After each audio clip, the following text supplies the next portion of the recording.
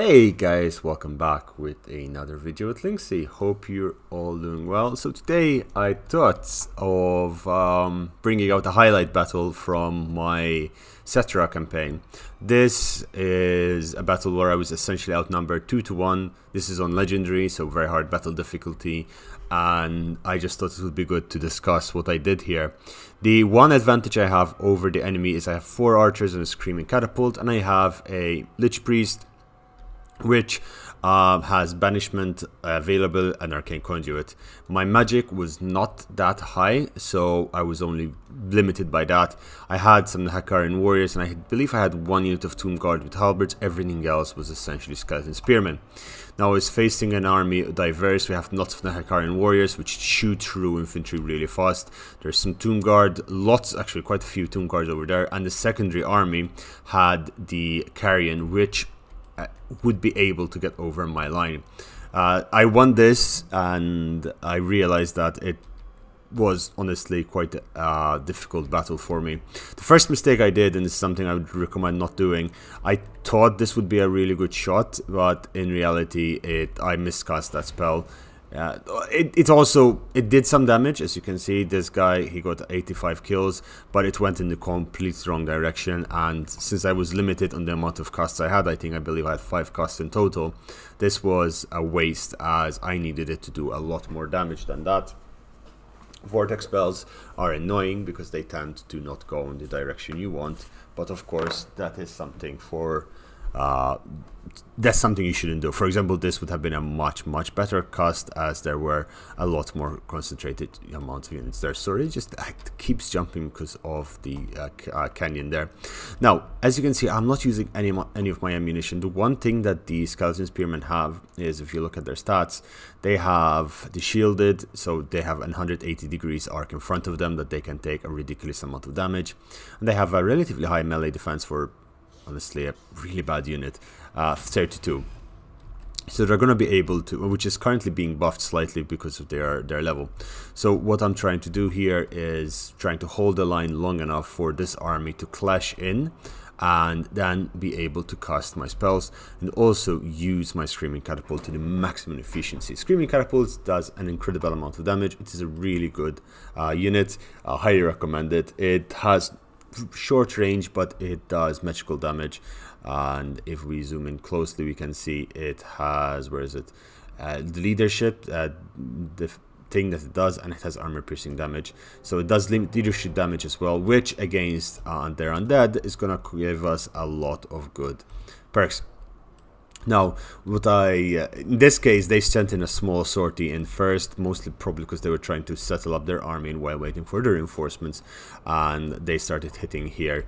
I didn't shoot anything at them. I tried to cast a Shem's Burning Gaze, because that could do a lot of damage against units piled up like that, but that didn't work. But, you know, funneling them in is relatively easy. So I was just trying to hold them in as long as possible. Putting it on triple speed, as nothing's going to happen for a while.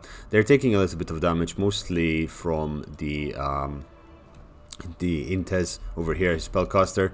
I'm trying to find a good way to shoot my catapult, but I noticed that did not work, because at such a short range its accuracy is going to be very high. So I was thinking, when there are more units, I'll try and see if there is one of them that has the target hitbox much farther behind. At this point, they send in their units. Now, my biggest worry was dealing with these Carrion, as those Carrion could nullify my Screaming Catapult, and that would have been the end of this fight. Thankfully, one of the Carrion landed in the middle of the army over there, and the other one landed on this archer unit, and I was able to use my archers to try and whittle them down. Start using my archers to try and kill the units over there, and I cast another banishment in, honestly, another bad place. I cast it too close to the edge. It did get a lot of kills, so theoretically it wasn't that bad. Meanwhile, my Screaming Catapults are getting a number of good kills, because again, for some reason, the AI loves getting in the corners, so try to make your corners thicker. And he did send his Tomb King in the center as well, so there's that. But as you can see now, because they're piling up so heavily, this is essentially the best time to use the Screaming Catapult and to do as much damage as possible. That's 262 kills, and most of the ammunition is still there. I noticed he had some missile units back here, so I'm trying to shoot the units in there. Something that you need to be careful with fighting Tomb Kings, of course they can summon a Shakti, so the moment they hit the third realm of souls, make sure you know where the summoning circle is showing and start dealing with it appropriately. If they summon the summoning circle up there, this would not have worked, but they somehow thought this was the highest region of threat, so they targeted there. In this case I did another and finally a decent banishment, which got I think 300 or 400 kills. It went in the right area. Very juicy banishment, and that killed a significant amount of these Tomb Guard with halberds, killing and other skeletons, giving us the kills that we need. Currently getting a lot of kills with the Screaming Catapult, but at this point I need to start moving them away from this target, as the missile units are almost dead and we need to start dealing with this blob of endless soldiers. The main problem is that their Tomb Kings will beat my Tomb King, as there are 2 of them, whereas I only have 1. So now I realize I need to get this over and done with as soon as possible. Notice the amount of kills being carried out by Intest over there, and these guys went from like 500 to almost 800 in a single shot over there. The archers are dealing quite a bit of damage as well. So at this point the fight is in my control, and I managed to control the flow of the enemy, and they're doing exactly what we wanted. We've held the line, and we held the line also because we stacked our units on top of each other, adding as much morale bonuses, making sure our units are not getting flanked, etc, etc. There is some friendly fire over there, but overall we can see the damage. Now this is my best part. If you notice the kills on this wizard, it is absolutely insane. It is just getting hundreds of kills there with, I believe that was my last banishment that I could afford with magic, and it's just cut like 600 units down in an instant over there.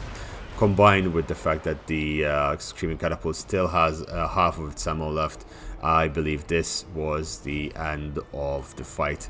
Most of their units are breaking. Disintegrating is the undead version of breaking, and we also summoned the Ushapti behind, because I do not want to take any more damage. I want to be able to recover in one turn. Summoning the Shapti will cause the flanked and attacked in the rear while they're also being shot in by the artillery, and that should create a mass disintegration of those units. In fact, the moment these guys charge in, a lot of these are already crumbling and dilapidated, and most of them are going to just start completely disintegrating. There you go. Once you cause this, it's the equivalent of mass rout, and most of the army is going to go. Army losses will trigger, and once army losses trigger, the army gets destroyed. There's of course a Tomb King over here who is on a horse, I believe. Yeah, he's on a horse, but army losses triggered just with that over there. This guy got 1,300 kills, and these guys have, I believe, 1,600 more or less over there as the army disintegrated. This might be an interesting fight. I'm not sure if you like this kind of content. I just thought it was a very interesting fight, as I was quite outnumbered in this battle, and I still managed to do quite a bit of damage.